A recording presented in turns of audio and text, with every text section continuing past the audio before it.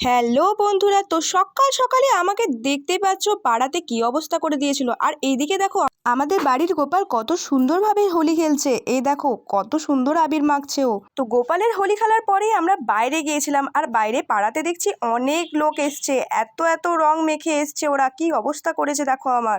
আর এই দেখো দেখো আমাদের পাড়া দিয়ে যেই পেরিয়ে যাচ্ছিল, আমাদের পাড়ার বাচ্চারা কিন্তু তাদেরকে পিচকারি দিয়ে রং মাখাতে ছাড়েনি কিন্তু। আর এই দেখো মাও মায়ের বন্ধুদের সঙ্গে হোলি খেলছিল, সেই ভিডিও একটু করে নিয়েছিলাম।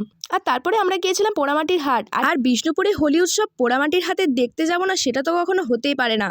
আর চারিদিকে অনুষ্ঠান হচ্ছিল, আর কিছুটা শান্তিনিকেতনের মতোও দেখতে লাগছিল, এত সুন্দর লাগছিল চারিদিকে, শুধু আবির আর আবিরে ভর্তি। এই দেখো দেখো সবাই কত নাচ করছিল, আর তার সাথে আমিও একটু নাচানাচি করছিলাম। একটু তো নাচতেই হবে, তো আমার মুখটা তো চেনাই যাচ্ছে না, আমি তো নিজেই নিজের মুখ চিনতে পারছি না, কি অবস্থা করেছে আবিরের, সারা মুখে আবির ভর্তি। তারপরে আমরা বাড়ি চলে এলাম, আর পরের ভিডিও দেখার জন্য সাবস্ক্রাইব করে দিও। বাই।